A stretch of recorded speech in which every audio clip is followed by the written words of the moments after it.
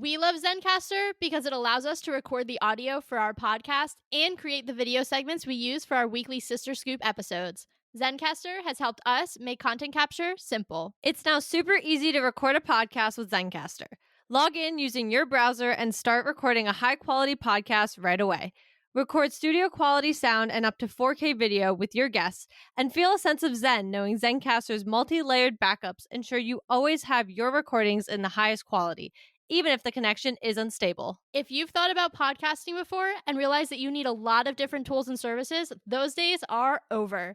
With Zencaster's all-in-one podcasting platform, you can create your podcast in one place and distribute it to Spotify, Apple, and other major destinations. Just go to zencastr.com/pricing and use our code SistersAssembled, and you'll get 30% off your first month of any Zencaster paid plan. We want you to have the same easy experiences we do for all of our podcasting and content needs. It's time to share your story. Katie and I are always hungry, and one snack we both love is beef jerky. That's why we're so excited to tell you about one of our favorite jerky brands, Matt Hat Jerky. Matt Hat's delicious taste makes it a great snack, and the variety of flavors, including original, black truffle, and my personal favorite, roasted garlic, means there's a flavor for everyone. Plus, it's local to the area where we grew up in, which we just love. Use the link in the show notes below to get some Matt Hat Jerky for yourself, and make sure to use our coupon code SistersAssembled for 10% off.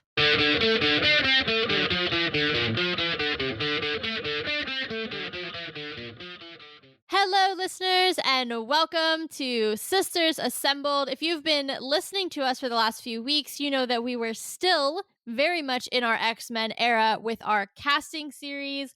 But now that we are done with that, we are pivoting back to a series that we have been going back and forth to intermittently over the last few years. And it's been a minute since we did a replay episode. But we did the math, and we are up to Thor Ragnarok, which is crazy to think about because y'all know what's coming up soon.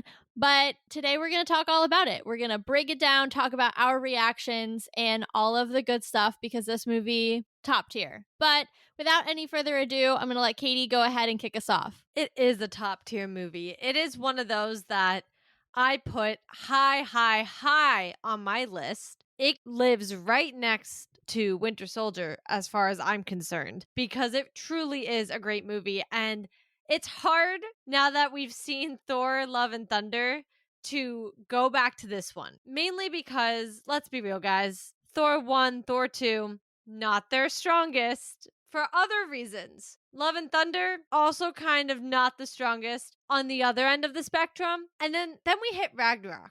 And they just did everything right in this movie.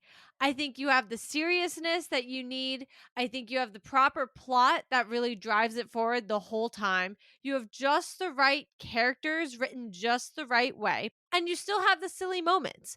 You still have those moments where you're laughing your butt off and it's lighthearted enough. But then Asgard dies. Like, it all still happens the way it needs to happen. And it makes me really happy. And I really enjoyed getting to watch this movie again. This movie came out when I was, I think, a junior in high school. So it's nostalgic for me to think about going back to that moment in time. But ever since, I loved this movie. And it was so good to just go back and rewatch. It really was. Yeah, I have always, thought really highly of Thor Ragnarok, but it wasn't until I rewatched it this time that I was like, you know what? I don't want to turn this into a trash session on, the more recent Marvel stuff. That's not, what we try to do. But I will say there is a stark difference between what is peak MCU, aka this film, and what's been put out recently, to the point where I actually think that this might be my favorite MCU film, which is saying a lot. I've always had Civil War as my entry movie. That's my number one.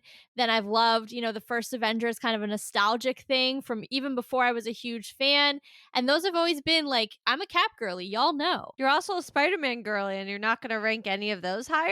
Well, and I mean, No Way Home is basically perfect. But there's just something about Ragnarok. I don't know if there's the nostalgia of, to your point, like I was still in school when this came out. Like, I remember going to the movie theater with my friends on Thursday night, like we used to do, and like all of that. And knowing that we were building to Infinity War and it was so close when this movie came out, there was just so much going on in the fandom at the time. And I think it's kind of this perfect storm of having a really strong film as well as the nostalgia of the time period in which it came out. I mean, realistically, between this film and Infinity War, it was just Captain Marvel and Black Panther, right? That was it. Oh no, I'm sorry, just Black Panther and then Captain Marvel was between Infinity War and Endgame. So that was the only movie until we got to Endgame. It was such a special time, and Black Panther itself was so strong that the movies that were coming out at this time period were just the best, and it was such a great time. I don't disagree, but I have to not play devil's advocate just to go against you, nor am I doing it just to defend phase 4 and phase 5 because I think people have ripped that, especially phase 4, to shreds. I will just say, yes, this was an amazing era for Marvel, but this was already 8 years into them building this. And I actually had to catch myself because I was taking some notes throughout, just some things I wanted to point out or like I caught or whatever, like we normally do with the replays. And I actually had to catch myself because at one point I was saying, like, I miss these connections. I miss like Doctor Strange popping up, and I miss that this entire movie had Thor and Hulk together and all that stuff. But then I was like, yeah, but this is the third Thor. This is the third movie in this now. Well, it's not a trilogy anymore, but in that its own franchise, really. And it is movie what 18 in a lineup at this point.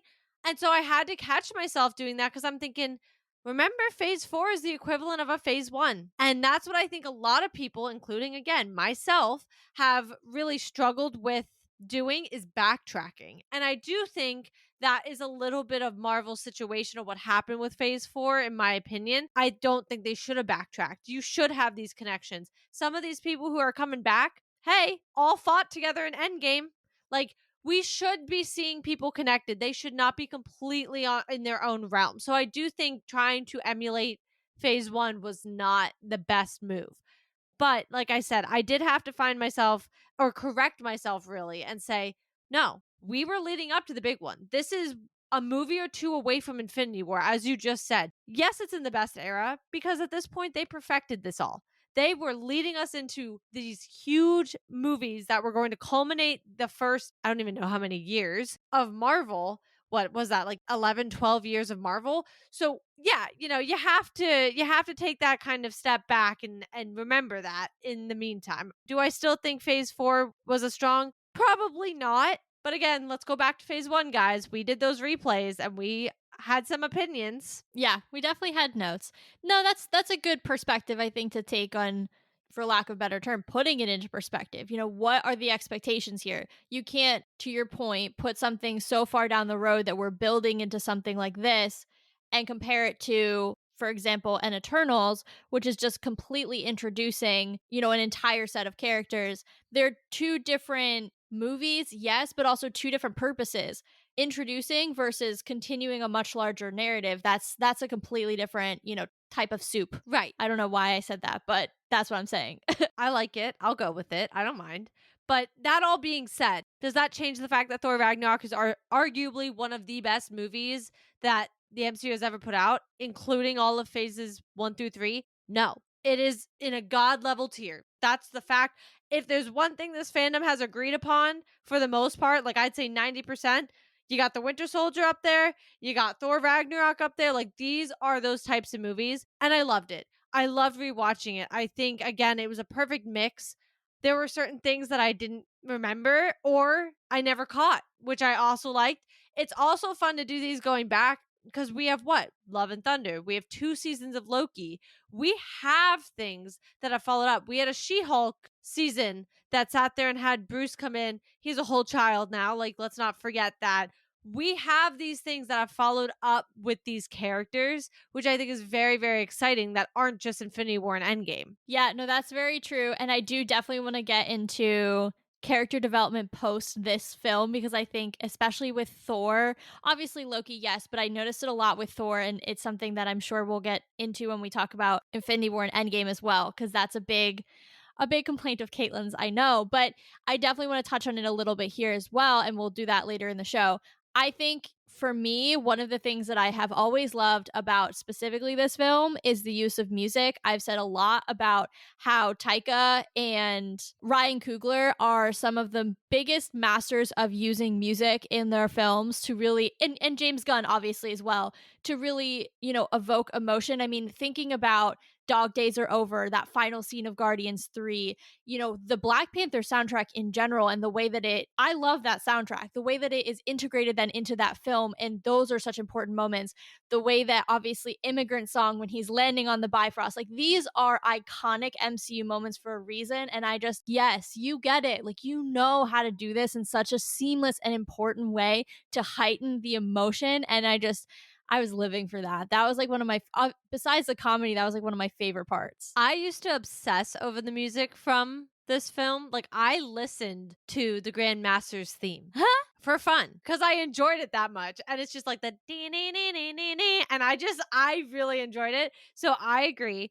I think that it was done very well in this one. I was trying to remember Love and Thunder because I don't try to go out of my way to watch that. I think I've seen it the one time I saw it in theaters. Same. Now, maybe I need to give it the benefit of the doubt because I do think there have been other ones that I felt the same way. And then I watched back and I felt different. Captain Marvel is one of them. It took like 6 years, but we got there. Like, I feel better about that movie now. And so I would have to kind of go back to think if Love and Thunder kind of did the same thing.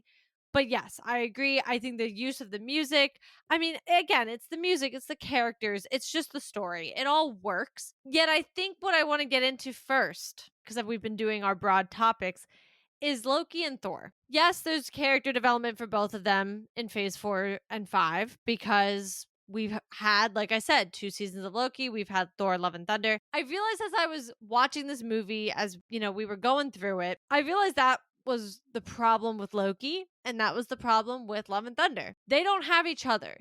And I don't mean to say every character is dependent on another character to make themselves work.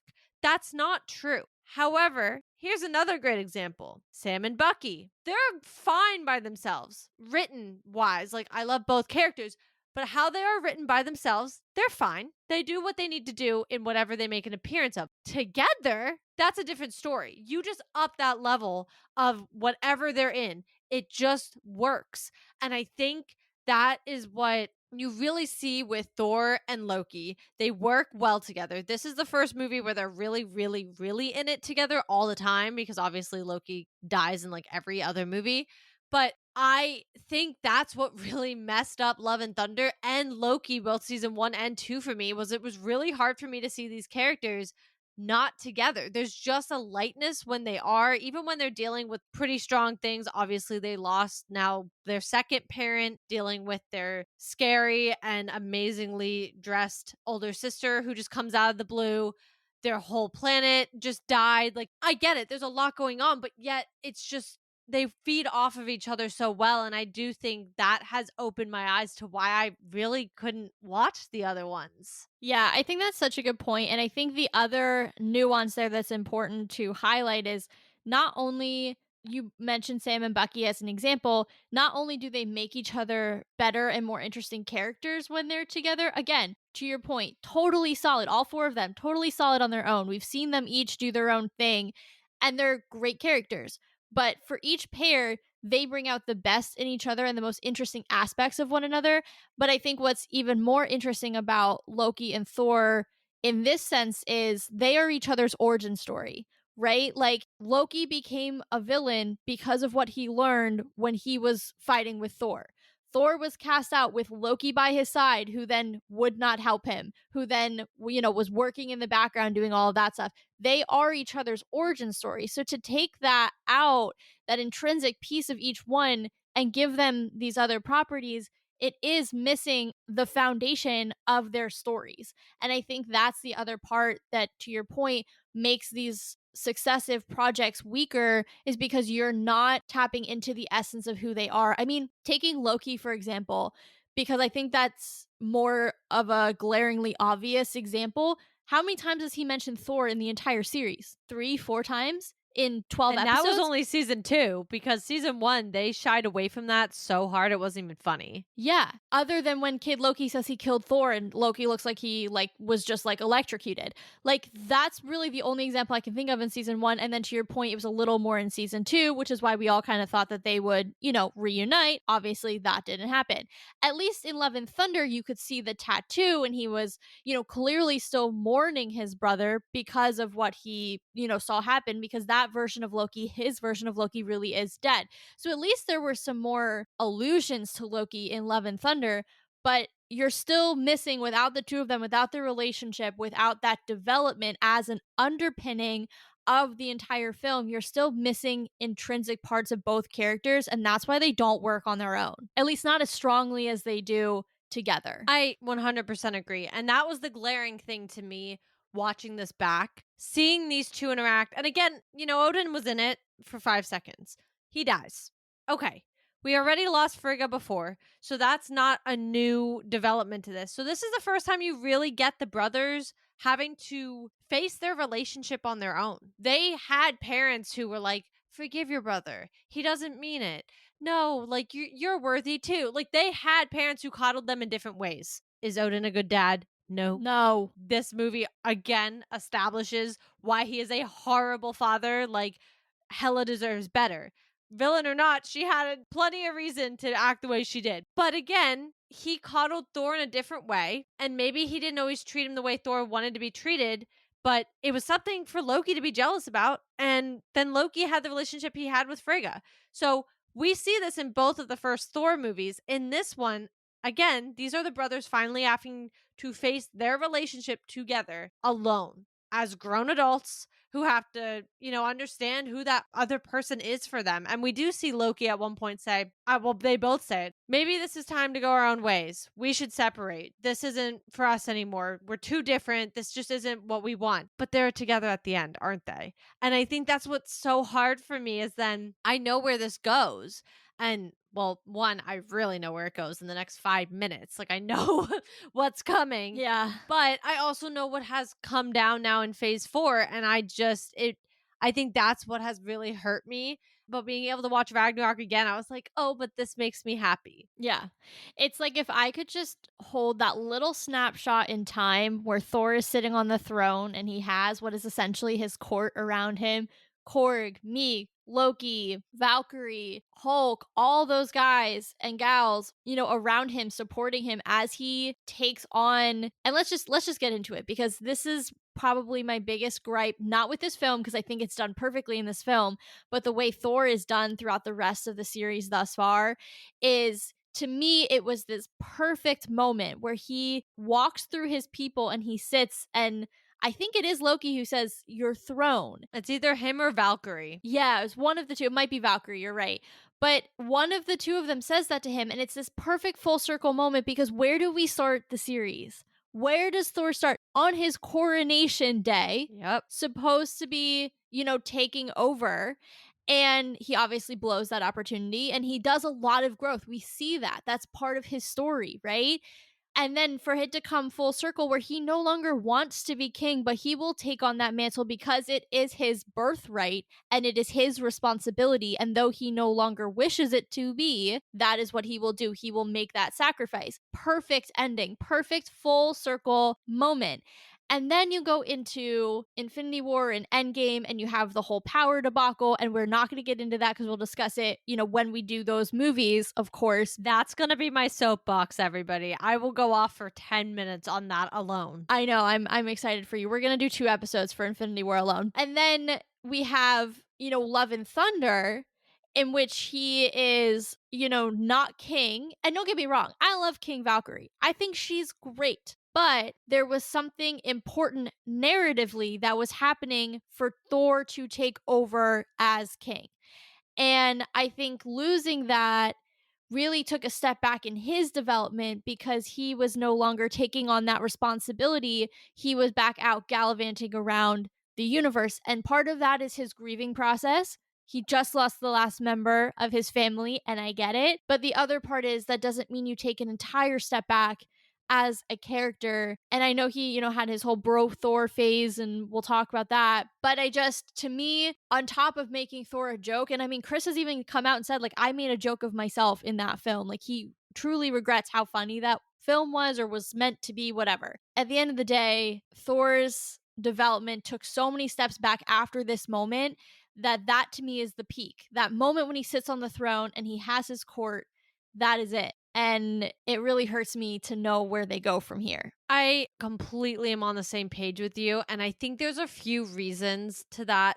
The first is Infinity War as a whole. Knowing that was around the corner, part of this movie suffered because that was what was right after it. You have this beautiful moment, like you said, when he sits on the throne for the first time and he faces his people and he acknowledges being king and accepts that. And I think because the MCU had to push Infinity War next, knowing that they all get slaughtered in the next, well, not all of them, obviously, New Asgard comes about, but Literally half. That's how Thanos was doing it. right. So it's a pretty gruesome moment. And that happens not long after. Obviously, the end credit is literally them staring at Thanos' ship as it comes up. I just think that plays a big part of it. And then beyond just Infinity War, it's he went under two other directors. And don't get me wrong, guys, you all know I adore the Russo brothers. I mean, what they've done for Cap, what they did for Cap 2 and 3, amazing. What they did necessarily for Infinity War and Endgame Cap, we could talk about that later. But I will say they really kind of took Thor and messed with him. So then I think when Taika came back with Thor, it was like maybe we would have loved Love and Thunder if we hadn't had Infinity War and Endgame in the middle. And I know that could be a hot take, but I do wonder if we didn't have those movies in the middle, if we would have felt differently about that version of Thor and the funniness and the comedy that it went through. And I don't think it was perfect by no means, but I wonder if we would have accepted it more if we didn't have the regression of Thor's character in Infinity War and then the weird, like everything they did in Endgame with him and all of that. I feel like if we didn't have that in the middle, maybe it would be a different story for how we feel like Thor's character turned out. But as you were saying, the trilogy ended perfectly in itself. Well, the third one of the trilogy to cap it off ended and was perfect. Yeah, I think that's a good point because I think, this is peak character development. It's come full circle. He's accepted responsibility. But then Infinity War and Endgame start this descent of his character, this regression that I think, to your point, if they had not been in the middle, I would be interested to know where Taika would have taken the character because he really kind of accelerated that descent that we were already seeing. And I'm not even talking about the bro Thor stuff. I'm talking about just in general, he was taking so many steps back. His decisions were the decisions of a Thor 1, a Thor 2 Thor, not this kind of elevated, evolved Thor Ragnarok Thor that we saw, especially towards the end of the film, who was willing to do whatever it took to save his people. That was not the Thor that was represented in those films. And I think Taika unfortunately latched onto that piece and ran with it in the complete wrong direction.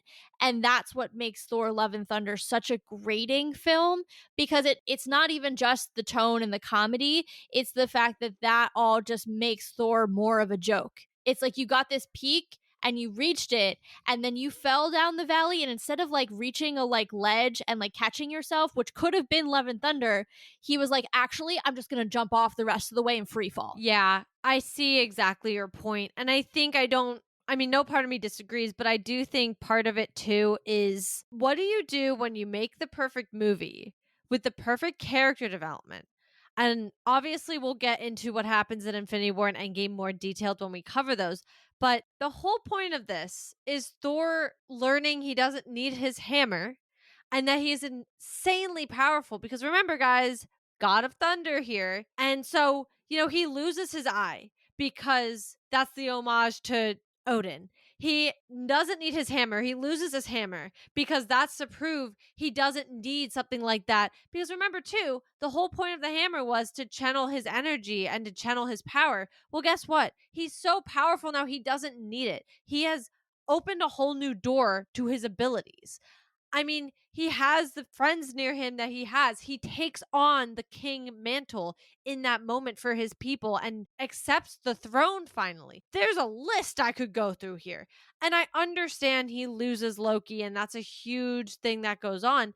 But I think, and I give Taika the benefit of the doubt here, when you do this and then you have another pair of directors come in, undo everything you just did, and then you have to rewrite the character again. What do you do? Yeah.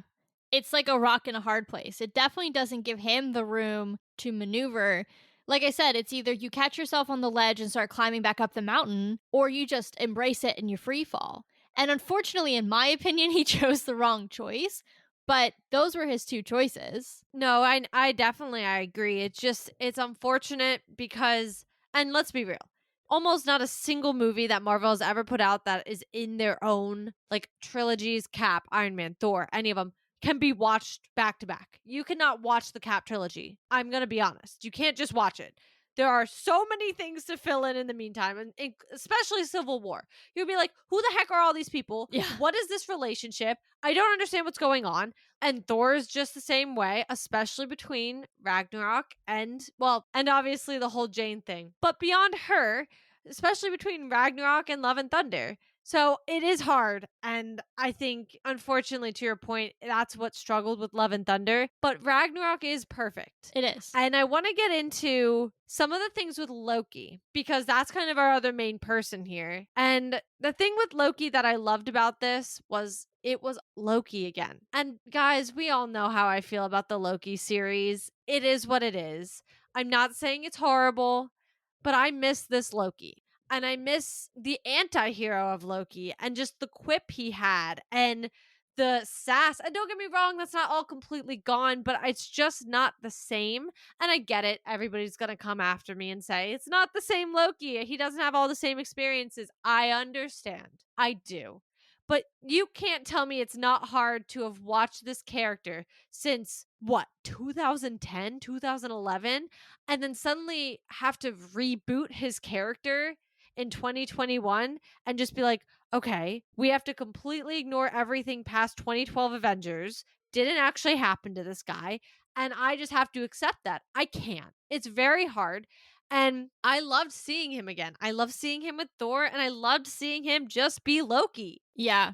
I totally agree. I think it, to me, just reinforced how much I struggle with the Loki series. We were joking the other day about how I kind of went off on the season finale of Loki season 2.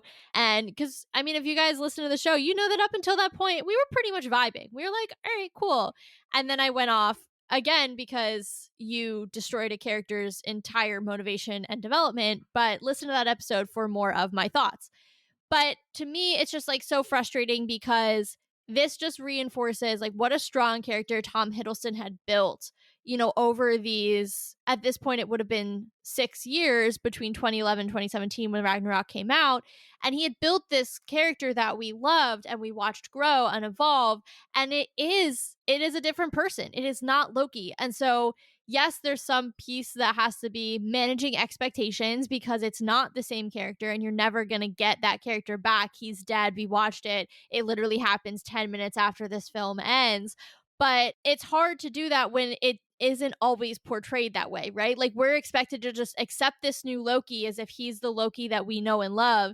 And it's not. Like there is a stark difference between this Loki, who is peak Loki, like peak Thor. He is peak in this film. He is his most evolved self. He is the true essence of who he is in the best ways. And he's growing and changing and learning and taking on his own responsibilities. He didn't have to come back for Thor. He didn't have to join everyone on the Statesman, but he did because he wanted to support his brother in his new reign, which, by the way, didn't last very long, going back to that point. And it's so frustrating because we have this version that we all love so much. He dies so unceremoniously. And then they toss this other Loki into our face and they're like, we know it's not the same guy, but you're going to love him just as much. And it's like, no, I don't, though. It's not, there's something vital missing. It's Thor, and that relationship is part of it. But there's also just these experiences that this Loki has had has shaped him in a very specific way that make him the lovable character that at least I know and love. And for that reason, I really have had a tough time embracing the new Loki. And I'm using air quotes so you guys can't see, but I've had a tough time embracing this new Loki. And then it's even more reinforced when I go back to Ragnarok and I'm like, see, this is why he's going to pale in comparison every time, because this is what the real Loki is. I totally agree with you, but I do want to point some things out because while I think this was the peak Loki and I loved being able to rewatch it all, there were some pretty interesting things I picked up on. The first being, and I literally wrote the quote down from Thor talking to his brother after he tried to trick him.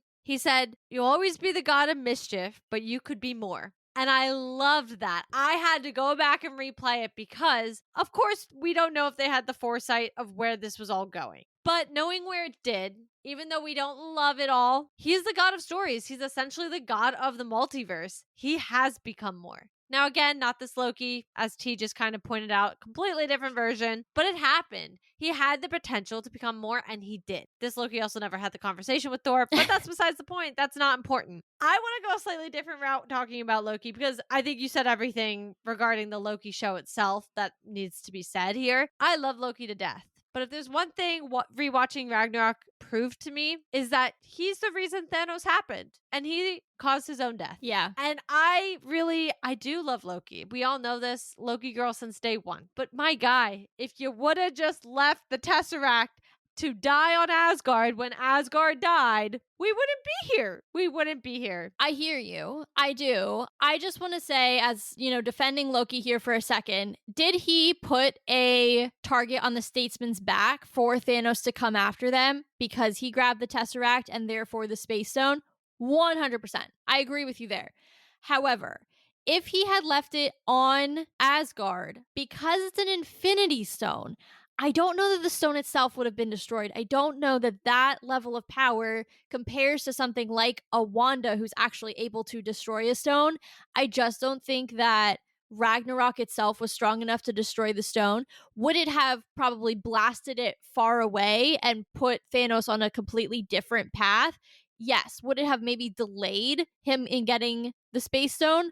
Also very possible, but I just don't think that it ever would have taken the Space Stone off the board enough to stop what happened in Infinity War. It may have, at best, saved Loki and the rest of the Asgardian people who, were massacred, but it would not have completely stopped the completion of the gauntlet. That's fair. I can't argue against it, but there's no fact to say that it couldn't have been destroyed in Ragnarok. This is true. So, theoretically saying if it would have just stayed on Asgard, it could have died. You can't tell me even that eternal flame that they used to bring Surtur or whatever his name is to back to life couldn't have destroyed that stone. I'm just saying.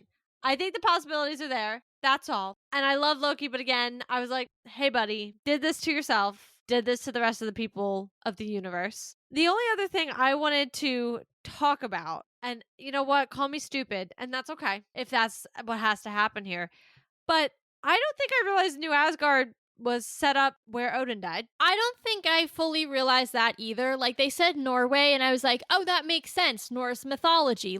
Check. Right. Cool. But when he has that final moment with Thor and he's like, it could be here, I was like, oh my God, it is there. Yeah. Yeah. I do want to talk about that conversation that he has with Thor that last time, because I think that's a really important moment, that for Thor to see his father twice in his most powerful moments and kind of channel that motivation, I think is metaphorically really important. But also the line that really struck me and actually made me tear up, as terrible as Odin was as a father, when he says to him, "You're stronger than I ever was," I was like, oh, I'm okay.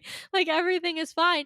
But I think too, it's his way of saying you're better than I ever was. You're not going to make the mistakes. And it's Odin's way of acknowledging, I fully recognize I screwed the pooch. I absolutely made this mess. I was Asgard's demise by my turd level parenting. And I recognize that. But you, my son, through the trials that I have put you through and that life has put you through, you are stronger and you are better than me and you will be a better king. And that, going back to my earlier point of why I am so frustrated about the rest of where Thor goes, is the point is he's supposed to take this and his father's blessing and his father's acceptance of him as this better man and use it as he's king. And he doesn't, because he is no longer king. And it's so frustrating to me. Like, as beautiful as a moment as that is, it loses its strength because he's no longer king. And that's not, why his father was saying it to him. At its core, it was a father to son moment.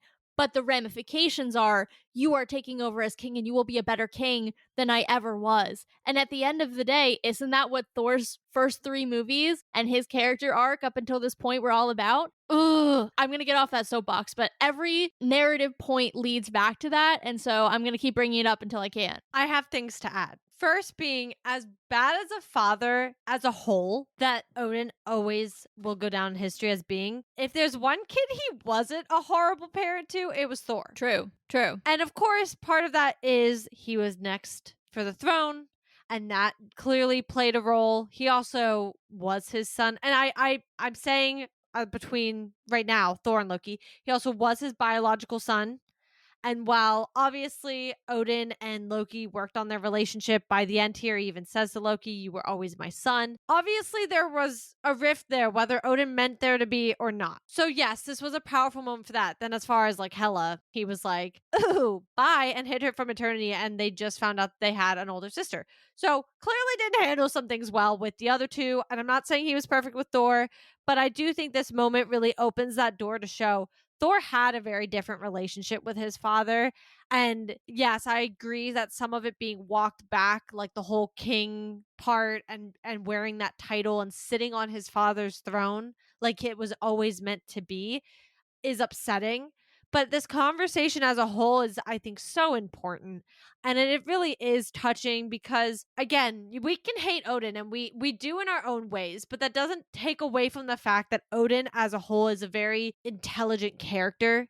We can't look away from the fact that he's been king of Asgard for thousands of years. And there's a reason he has successfully been able to do it, both in his failures, which were technically everything he did with Hela, which he clearly was ashamed of, and then the things he did later on with his boys and everything else. He's made his mistakes, but it all coming together in this moment was so pivotal, I think, and such a powerful moment that I wish we got more of. Like moments like that, or like I said, even the ones with Loki and Thor, or whatever, these different relationship moments that I really think are important. We have a great one that'll come up in Endgame with Thor and Frigga, where he finally gets closure with his mom, which I think is so important. But yeah, I think there's so many levels to this conversation, and Odin being present and being the reason, as Thor looks just like him missing his one eye, is able to, level up, if you will. And it's really, I can't stop saying beautiful, but that's what it is. Yeah, I couldn't agree more. The last thing I want to say on this, and I'll keep it quick, is, because it breaks my heart, is how much I miss Asgard as a place. I wrote the same thing in my notes. I literally straight up wrote, I miss Asgard. Yeah. I mean, even if you think about, in the cadence of how things were released, it was Iron Man, then it was the Hulk, then it was either, I don't remember in the order that they came out because they came out the same year, but it was the first Avenger and Thor. And if you think about those 4 films, the only one that didn't take place on Earth was Thor. It was the first time that we ever got to see something off-world, something alien, something different. It's a beautiful place.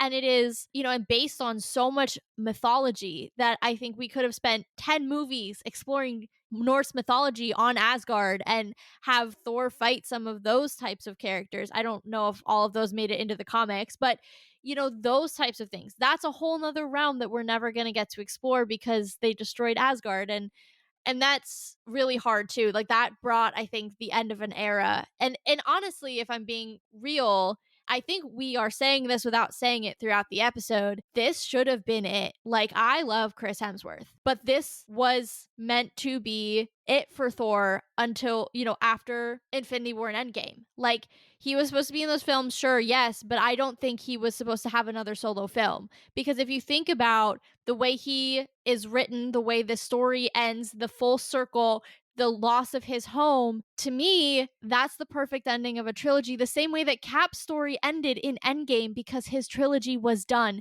Chris's Cap, Steve Cap, that was the end of his story. Agree with it or don't agree with it, that is, there's no more to be told with Steve. I kind of think Thor should have gone the same way. This is an end. And that's how it's written. And the fact that they have floundered the way that they have with the character, in his phase 4 or 5 appearance just further proves that point to me. I have mixed feelings about that statement. Part of me agrees. The other part of me thinks, had it just been done differently, we wouldn't feel this way. That's fair. That's fair. So I think I struggle because, there are so many ways you can go about a movie, so many things you can change in post op while you're filming. There's a lot of takes. I mean, how many things have we seen get released from the cutting room floor that were like, that would have been better in the movie, but it didn't make it? And not just about Thor Love and Thunder, but about a lot of different pieces, a lot of different movies, shows, whatever. So I think I'm kind of torn about that statement. But I do have to say, it was a good closing to that trilogy. If they were going to open the character back up after Endgame, they should have really redone him, if that makes sense. His entire family was gone. Okay, we had to accept that. And don't get me wrong when I say that Lady Thor is cool, but didn't need her. I think it should have been him and Valkyrie. And I'm glad Korg's still there. And these people he's picked up along the way, but I think I could have done the entirety of Love and Thunder without Lady Thor. I don't think we should have brought Jane back. I don't think she needed to be in the next part of this. And obviously Thor 5's happening. So he's probably going for a second trilogy. And I think what would have done it all better was not rebooting the character. We still know who he is, but he needed to start a whole new journey separate than what he's done already. And I think Jane was a big part for me that was like, why are we going back to this? Or like the whole montage of their relationship falling apart. I'm like, I don't care. They've been broken up for years. Why should I care about this? So I kind of have mixed feelings about that. But I will say, on a more positive note, the only last thing I have to say as a whole is love, love, love this movie. I love the cast. You could not have had a better Grandmaster. Oh, we all know how I so feel. good. Yeah. Don't even need to go there. Valkyrie, perfect. Love her story throughout this.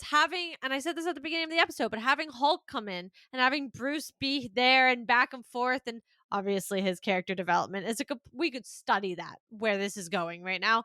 But I love just every character written in this movie.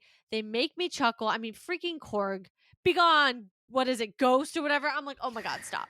Like, and then he kicks the wall, and I'm just like, you know what? You got it. Or like when he's talking about, he's like, sounds like you had a really intimate relationship with this hammer. And I'm like, stop. Like, it's stupid lines like that are meant to be funny, but they pay off differently. And I think that's what Love and Thunder struggled with, was finding that in between. But I thought the characters, I mean, writing makes things, yes, but your cast is just as important, and the characters you write and how they portray them are just as important. And I really like this. I'm realizing this is a comfort movie for me. Very much. I totally echo that. I think it's such a strong film. The whole ensemble, the writing, all of it. And we've talked about this. We opened the episode, so we'll come full circle saying this. It's perfect. And it's rare for any movie, let alone an MCU movie, to hit all of the right beats: casting, writing, music, tone, narrative, all of it. But this movie does. And that's why it was such a fun time getting to rewatch it and having the excuse to do that and do this little replay. But I think we're going to call it. And we'll continue to come back to this when we have some free weeks. And Katie will talk about what is coming up next in a minute. But please make sure that you are subscribing on your podcast platform of choice, because we are always putting out good episodes, and that's the best way that you can find out about them. Also, make sure that you're checking out the website, which is the home for everything related to the show, as well as our blog, which has some great supplemental info for you to check out. So definitely recommend that as well. You guys can also follow us on our socials, which are all in the show description, or you can just search Sisters Assembled and we should come right on up on those as well. So go ahead and give us a follow and keep up with us there. And next week, we will be taking a week off for the holiday. It is the 4th of July here in the US, so we will be celebrating, maybe getting some pool time on our days off. And so we will not be doing an episode next week, but the week after, we will be starting our Deadpool coverage, which we are very, very excited about. As you all know, Deadpool and Wolverine is coming out the 26th of July. So we are starting the next couple weeks of Deadpool and Wolverine coverage, which is awesome. We cannot wait. So join us in 2 weeks for that. And as always, Marvel just blew your mind. So let's talk about it.